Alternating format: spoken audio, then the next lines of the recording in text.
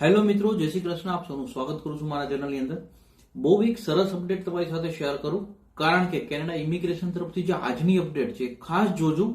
તમને આની અંદરથી યુઝફુલ થઈ માહિતી મળશે, કારણ કે ઘણા વિદ્યાર્થીઓના ડીએમ્સ આવતા હોય છે કે ભાઈ સર અમારી વર્ક પરમિટ પૂરી થઈ રહી છે, હવે શું કરવું, હવે વર્ક પરમિટ પૂરી થવાની છે, અથવા તો કેનેડાની જેમને વર્ક પરમિટ લેવાની હોય બાકી હજી, આ બધા માટે યુઝફુલ થઈ જાય એવો એક અહેવાલ આવ્યો છે, જે નવી અપડેટ આવી છે. જે મુજબ જે લો વેજીસ એલએમઆઈએસ હતા, જેની અંદરથી વેનકુવર, વિનીપેગ, કિંગસ્ટોન આવા પ્રકારના સિટીઓની એક અપડેટ આવી રહી છે કે જે ફરી એક વખત ઓપન થવા જઈ રહ્યું છે. તો જેને કારણે જે લોકોને બે વર્ક પરમિટ એક્સટેન્ડ કરવી હોય છે, વર્ક પરમિટ જેમણે નવી વર્ક પરમિટ લેવી હોય છે, આ લોકો માટે જે ફોરેન વર્કર્સ હોય એ લોકોને બહુ બેનિફિટ આપે એવી એક પ્રોસેસ જે છે, જેની અંદર તમારે એ ખાસ નોટ કરવું પડશે કે જેમાંથી કોણ રિમૂવ થયું છે. કારણ કે પછી થશે એવું ન કરજો તો અધૂરી ઇન્ફોર્મેશન હશે, તમને એમ થશે કે ભાઈ ચલો અપડેટ પ્રમાણે મારું બી ઓપન થવાનું છે, પરંતુ તમે એવા સિટીમાં હશો કે જે આની અંદરથી રિમૂવ કરી દેવામાં આવ્યા છે, તો એ તમને યુઝફુલ નહીં થાય. શાંતિથી માહિતી આખી જોજો તો તમને પ્રોપરલી સમજાઈ જશે. હવે તો કે જેની અંદર હું તમને કહું કે વિડીયોને હાઈપ શેર તમે પહેલા કરતા રહેજો, કારણ કે લાઈક લાસ્ટમાં કરજો, અને તમારા સવાલ વધે તો કોમેન્ટ કરજો, આપણે સોલ્વ કરવાની કોશિશ કરતા રહેજો. હવે મેઇનલી હું તમને જો કહું કે જ્યારે બી લો વેજીસ એલએમઆઈની વાત હતી, જ્યાં બી બેરોજગારી દર જે 6% કરતા વધી જાય ને એવી જગ્યાએ ગવર્મેન્ટ સપોર્ટ કરતી હોય છે કે ભાઈ લો વેજીસ એલએમઆઈ વગેરે હોય, એમ્પ્લોયરના એવરેજ રેશિયો કરતા 120% સેલેરી હોય. તો આવા જે સેન્ટરનું લિસ્ટ આપણે લાસ્ટ યરમાં બી જોયું હતું, આ લાસ્ટ ક્વાર્ટરની અંદર આને સ્ટોપ કરવામાં આવ્યા હતા.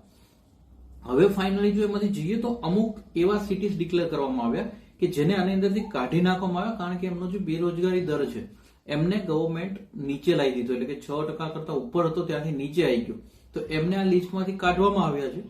પરંતુ હવે તમારે ધ્યાન શું રાખવાનું, તો કે જો હેલિફેક્સ વાળા હોય, નોવા સ્કોશિયા 6.1 માંથી 5.2 છે, મોન્કટોન હોય ન્યૂ બ્રોન્ઝવિકનું 7.3 to 5.5 છે, સેન્ટ જોન હોય તો 7.3 to 5.8 છે, ફ્રેન્કચોન છે ન્યૂ બ્રોન્ઝવિક 6.7 માંથી 5.2 પર છે, મોન્ટ્રીયલ ક્યુબેક 6.7 to 5.5 છે, કિંગસ્ટોન ઓન્ટારિયો 6.6 5.6, વિનીપેગ મેનિટોબા એટલે કે 7.3 માંથી 5.7 છે, અને વેનકુવર બીસી જો જુઓ તો 6.8 માંથી 5.9 છે.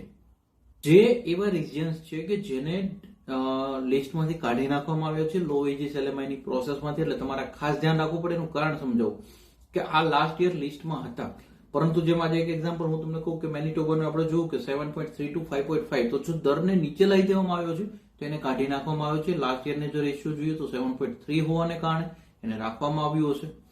આ રીતે તમારે હવે ખાસ ધ્યાન જે રાખવાનું છે, આ રીતે તમે જો જુઓ તો જે સીએમએસ એરિયા કહેવાય, જેનો એક વિડીયો લગભગ આપણે રિલીઝ કર્યો હતો લાસ્ટ યરની અંદર, આમની અંદર જે 24 હજી બી એવા સિટીઝ છે કે જ્યાં 6 કરતા વધારે હોય રેશિયો.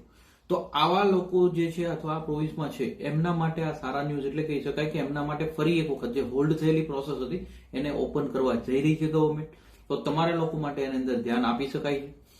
અમે અમારી એક સરળ આજે બી એવી જ કોશિશ કરી છે કે જે બી માહિતી આવી છે એને બહુ શોર્ટ એન્ડ સ્વીટ કરી તમારા સુધી પહોંચતી કરીએ, કારણ કે ઘણું બધું લિસ્ટ લાંબુ છે.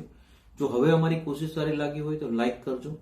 ઘણા વિડીયોમાં કહી ચૂક્યો છું, મેક્સિમમ લોકોને વિડીયો શેર કરતા રહ્યો, કારણ કે spread education, support education, always એજ્યુકેશનને સપોર્ટ કરતા રહેજો. Thank you so much. જય હિન્દ, જય ભારત.